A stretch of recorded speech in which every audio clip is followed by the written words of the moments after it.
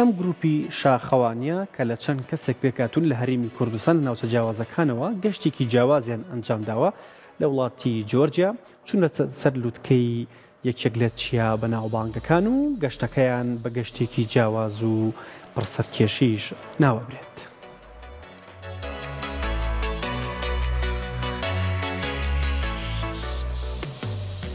بەشی ڕاگەیاندنی فیدراسیۆنی شاخەوانی کوردستان راپۆرتێکی بڵاو کردوتەوە کە لەو راپۆرتەدا ڕۆژمێر و وردەکاری تیمی ئەکسپیدیشنی کوردستان بۆ چیایی کازبێک لە وڵاتی جۆرجیا دەخاتە ڕوو. دوای ئەو گەشتە سەرکەوتوانی تیمی ئەکسپیدیشنی کوردستان بە پلان سەرپەرشتی و چاودێری فیدراسیۆن بۆ گەیشتن بە لووتکە شاخی گانگ یاتسەی دوو لە زنجیرە چیاکانی هیمالایە. تیمی شاخەوانانی کوردستان لە ژێر سەرپەرشتی و ڕێنمایی سەرۆکی فیدراسیۆنی شاخەوانی کوردستان و تیمی تەکنیکی فیدراسیۆندا بڕیاریدا لووتکە چیایی کازبێک لە وڵاتی جۆرجیا و زنجیرە چیاکانی قەفقازیا بەسەر بکاتەوە. چیای کازبێک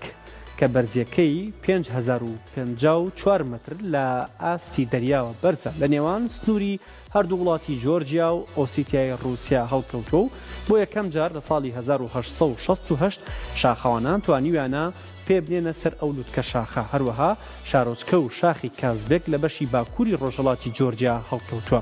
کازبێک بەرزترین چیای جۆرجیا نییە، بەڵکو سێهەم بەرزترین چیایە لە دوای لووتکە شاخەکانی ئاشخاڕەش 5201 متر و جەنگا 5059 متر کە لەسەر ئاستی دەریاوە بەرزە. بەڵام چیای کازبێک بەهۆی زۆری و بەرزی پلەی سەختیەکەیەوە کە کەمتر نییە لە پلەی سەختی زنجیرە شاخەکانی هیمالایە، هەروەها بۆی هەڵکەوتن لە بەشی باکووری هەسارەی زەوی و نزیکبوونەوە لە جەمسەری باکووری خاوەن ڕەشەبای بەهێز و سەرما و بەستەڵێکی زۆر. لەلایەکی تریشەوە بەهۆی ئەو قڵش و درزە مەترسیدارانەی لە ناو گەورە سەهۆڵانەکانی لە میانی گەیشتن بە لووتکەدا لەسەر ڕێگاکەدا بەدی دەکرێن، وای کردووە کەشوهەوای هاوشێوەی زنجیرە چیاکانی هیمالایە و چیای ئێڤەرستی هەبێت و گەشتەکانی بە ئەکسپیدیشن و شێوازی هێماڵیاوانی هەژمار بکرێن. هەر بۆیە ئەم شاخە بە ئێڤەرستی بچووک ناوبانگی دەرکردووە. تیمەکە کە بریتی بوون لە 8 کەس ماوەی نزیکەی 2 مانگ بوو لە چیای هەڵگورت لە ژێر چاودێری و سەرپەرشتی دکتۆر ئەنوور عەلی محەممەد سەرۆکی فیدراسیۆنی شاخەوانی کوردستان و هەروەها کۆمیتەی تەکنیک و فێرکاری فیدراسیۆندا سەرقاڵی ڕاهێنانێکی سەخت بوون. ئەم ڕاهێنانەش خۆی لە بوارەکانی تەکنیکی و خواردن و خواردنەوە لە کوێستان بواری فریاگوزاری و ئامادەی جەستەی و دەرونی و زۆر بواری تر دەبینیەوە. گەشتەکە ڕۆژی 14 ئەیلول لە 2023 لە فڕۆکەخانەی نێودەوڵەتی هەولێرەوە بۆ تبلیسی پایتەختی جۆرجیا دەستی پێکرد. دواتر خۆیان دەڵێن بە ئۆتۆمبیل بەرەو شارۆچکەی کازبێکی کەوتنە ڕێ کە زیاتر لە 4 کاتژمێر لە پایتەختی جۆرجیاوە دوورە. کازبێکی یان کازبێگی شارۆچکەیەکە کە کەوتۆ تا بەشی باشووری چیای کازبێکیەوە و لووتکە شاخەکەش هەر بە ناوی ئەو شارۆچکەیەوە ناونراوە. لە کڵێسای گرگەتی بەشێکی زۆری بارەکانیان ڕادەستی ئەو وڵاغدارانە کردووە کە بە کرێ بارەکان بۆ شاخەوانان دەگوازنەوە. کامپی میتۆ دەچنە ئەوێ لە بەرزایی 3600 متری چیای کازبێک. دوای پشودانێکی کورت ڕێگایەکی دوور و درێژ چەندین هەورازی سەخت دواتریش گەیشتن بە ناوچێکی بەستەڵک سەهۆڵان و داپۆشراوە بە سەهۆڵ کە پێویستی بە بەستنی کرامپون و وریایی زۆر و کاری تەکنیکی هەبوو. هەروەها لە تەنیشتی ڕێڕەوەکەوە چەندین درز و قڵشی بەفر و سەهۆڵ هەبووە کە بە مەترسێکی جدی دادەنرێن. دوای بڕینی ڕێڕەوی سەهۆڵی و بەفرینەکان خۆشبەختانە دوای زیاتر لە 6 کاتژمێر بە پێڕۆشتن توانیان با کەمپی میتۆ بگەن کە لە بەرزی 3600 متری چیای کازبێک دروست کراوە. کاتژمێر 4 ئێوارەش بۆ کە کاتێک گەشتنەتە کامپی میتۆ کەشوهەوای ناوچەکە زۆر سارد بووە لەگەڵ نزیک بوونەوە لە خۆراوە بوون زەوی ئەو ناوچەیە یەک پارچە دەبۆ شەختە و سەهۆڵ و دەیبەست. ئەو شاخەوانە بیانیانەش کە پێش ئەوان لەوێ بوون ئاگاداریان کردنەوە کە ئەگەر ئاویان پێویستە هەرچی زووترە بوتڵی ئاوەکان پڕ بکەنەوە چونکە پاش کەمێکی تر ئاوەکە دەیبەستێ. شەو لە کامپی میتۆ پشویان داوە. دواتر لە دکتۆر ئەنوەر کە سەرپەرشتیاری گەشتەکە بۆ بە تیمەکەی ڕاگەیاندەوە کە لەوانەیە دەرفەتی پشودانێکی زۆر و هەروەها خۆڕاهێنانیان لەگەڵ کەشوهەوای بەرزایەکانی ئەو ناوچەیە نەبێت چونکە بەپێی پێشبینەکان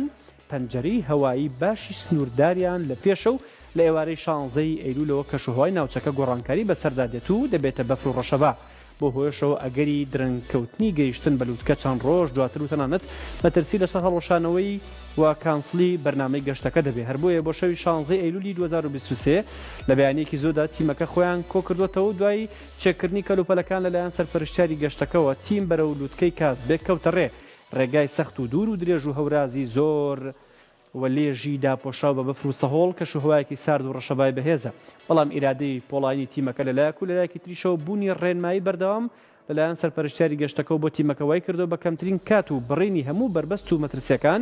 تیمەکە سەلامەت بگاتە لووتکەی کازبێک خاڵی جێگای سەرنج ئەوەیە بەشی کۆتایی لووتکەی شاخەکە کە نزیکەی کاتژمێر و نیوێک دەبێت هەمووی بە بەفر و سەهۆڵدا پۆشراوە بە بەشە هەرە مەترسیدارەکەی ئەو چیادە ئەندێ لەو شوێنە بچووکترین هەڵە دوایین هەڵێ و مەرجی خۆی و هاوڕەکانی بەدوایەوە سەرپەرشتیاری تیمەکە لەو بەشەی گەیشتن بە لووتکەی شاخەکە دوای ئەوەی سەر لە نوێ چێکێکی کەلوپەلە تەکنیکیەکانی تیمەکەی کردووە هاوکات کۆمەڵێک ڕێنمایی پێویستیشی بە ئەندامانی تیمەکە داوە دواتر دوای وچانێک دوای زیاتر لە 7 کاتژمێر ڕێکردن تیمەکە سەلامەت گەشتوتە لووتکەی کازبێک هەمان ئەو لووتکەیە کە تیمەکە وەکو ئامانجی سەرەکی لە کوردستان بەمبەسی گەیشتن بە لووتکەیە گەشتی بۆ کردبوو وە زیاتر لە 15 خولەک ماوەتۆ لەسەر لووتکەی چیاکە و گرتنی وێنەی دۆکمنتکردنی ئەو گەشتە و تیمەکە سەلامەت و بەسەرکەوتوانە گەڕاونەتەوە خاڵی دەستپێک ناوی بەشداربوانی تیمەکەش کە ئەو گەشتیان ئەنجام داوە دکتۆر ئەنوەر عەلی بووە کە سەرۆکی فیدراسیۆن بووە بۆ سەرپەرشتیاری گەشتەکە بۆ هێمن ئەمین مەنسوور بەشی ڕیسکیە و قاسم مستەفا بەشی تەکنیک و داریۆش نەبی مزەفەر بەشی تەکنیک محەممەد دابان بەپرسی دارایی و وەهبی مادی پێشنەی دارایی و ئیدریسی مامۆلیش فریاگوزاری سەرەتایی و محەممەد چاوشینیش بەپرسی ڕاگەاندن ئەمە ئەو کەسانە بوون کە ئەو گەشتە دوور و درێژ و سەختەیان ئەنجام داوە کە لە سپۆرت مەگەزین بۆمان باسکردن لە بەرنامەکانی داهاتووە کەسێک لەوان دێت وردەکاری زیاتر ئاشنا دەکاتمان.